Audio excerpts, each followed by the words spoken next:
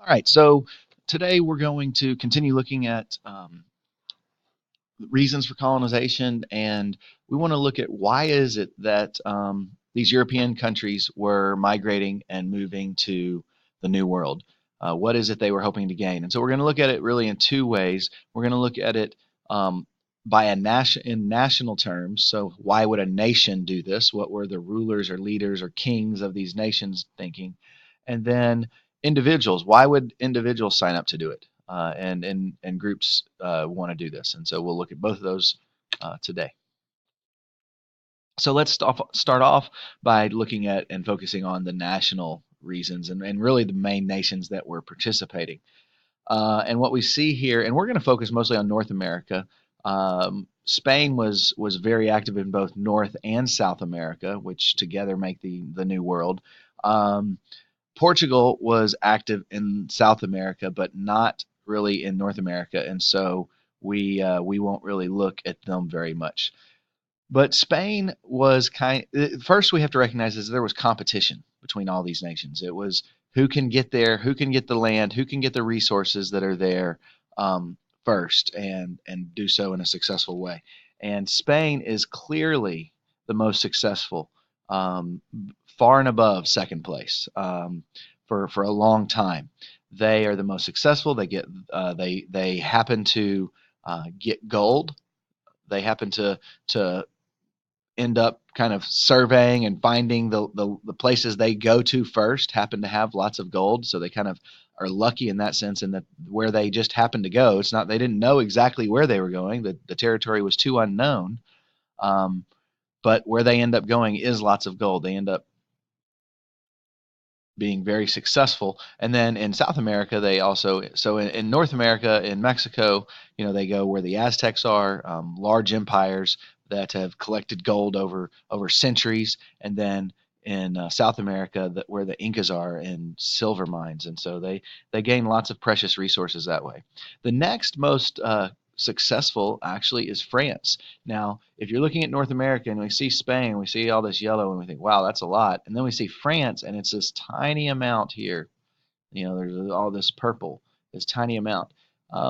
We see that the territory they're actually settling. Now, they claimed much more land than this, but where they've actually got any kind of settlement is, as you can see, pretty small territory. But economically, it was quite successful because of the fur trade, and so France is successful much earlier than England is. England ends up being the second most successful, um, and eventually even rivaling Spain's success, but they have a very slow start of it.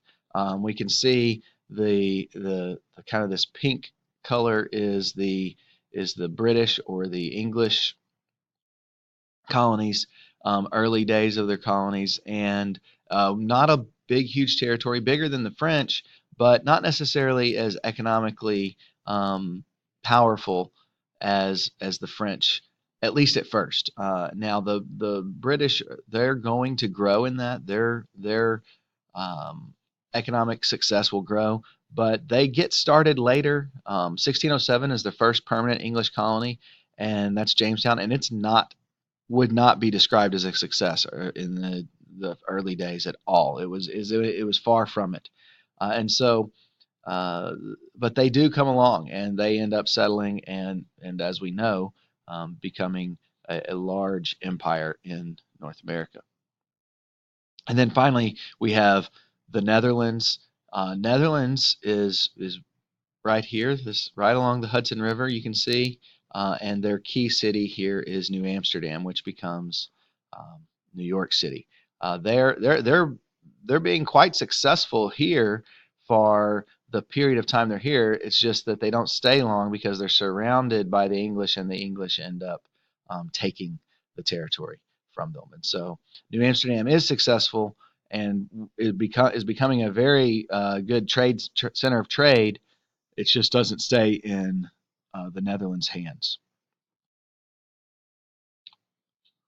So, why are all these nations doing this? What is it that they're doing? Well, they're searching for wealth, and much of what the nations are doing has to do with mercantilism. And we'll do a separate video about mercantilism. But these nations, they're looking for trade routes to the east. That's why, if you'll remember, that's why Columbus was going, was where he was headed. He was trying to get to, well, the Indies, India, China. He was trying to get to that territory for spice trade and open up other trade. And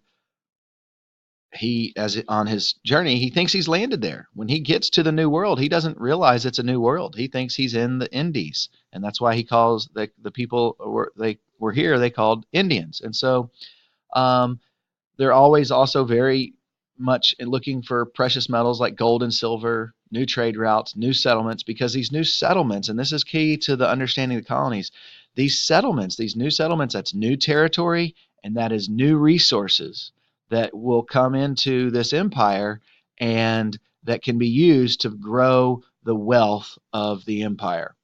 Those raw materials, whether it's gold or even wood from the forests or any number of other materials that may be in the New World. And then there's push-pull factors, and these are generally when we talk about the push-pull factors that are moving people. These are where we start to focus more on individual reasons. So a push is problems at home. There's something wrong at home, whether it's lost a job. Even today we have push-pull factors. Hurricane Harvey is a push factor. People were pushed away. Now that may be temporarily in most cases.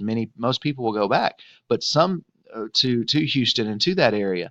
But some people will, end up moving because of the destruction to their home, and they'll end up staying where it is they go. So that what pushed them away was a hurricane. What pushes people in other cases is the loss of a job. What pushes people away is any other problems in a particular home. And so historically, when we're talking about American history, one of the big ones was religious persecution.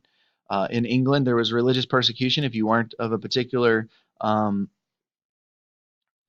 style of Christian. If you weren't wholeheartedly part of the Church of England, if you were a Puritan or a any kind of or a Quaker or things like that, you would be religious. You might be religiously persecuted, and so um, you had a desire to get away from that. And the New World is a place to go. What are the pull factors? Well, the pull factors are things that pull you to a particular place. So you decide to move because of religious persecution. Well, now you have to decide, where am I going to move to? Well, you're going to be looking for a place where you're not going to face that same kind of religious persecution. Well, across much of Europe, that would not have necessarily been the case. There were a few places you might be able to move, but the New World offered an opportunity for religious freedom just because of its distance away from the authorities. You're far away from the king and the people that can persecute you, and so you can practice your religion freely because there's nobody there to stop you. And then always the New World is one of the big pull opportunities in a new place is just having the opportunity for land, because land is the way people make money. You make money growing crops. You make money getting other resources from the land, and so land is always a key resource in this time period. So this is kind of just a review here. We see nations. So they're driven by economic opportunity, what we call mercantilism. They're trying to gain wealth. They're trying to gain a favorable balance of trade. They want the monarch is in control. He controls trade. He tells people what they can do. And then these colonies that they're setting up will provide raw materials, and then they'll take those raw materials back to the homeland, like England, manufacture it into something, and then they want to sell those things abroad. Well, these colonies now become a new place to sell those materials, those manufactured goods. And then just individuals and groups, they're moving, from freedom from persecution, freedom to practice their religion, and then the opportunity to own land and escape debt.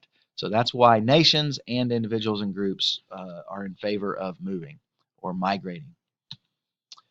But we've got one other group that migrates and moves, and that is Africans. The Africans, hundreds of thousands of Africans are forced to migrate. But there, it's notice it says forced to migrate. They didn't choose to move to the New World.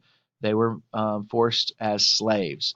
And so this passage this that they take is known as the Middle Passage, and this is another way that lots of people came to the New World from what we call the Old World, be it Europe or Africa.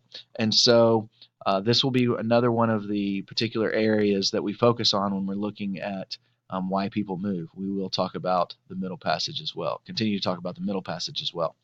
So hope that helps you to understand why people move, what's their reasons for colonizing the New World.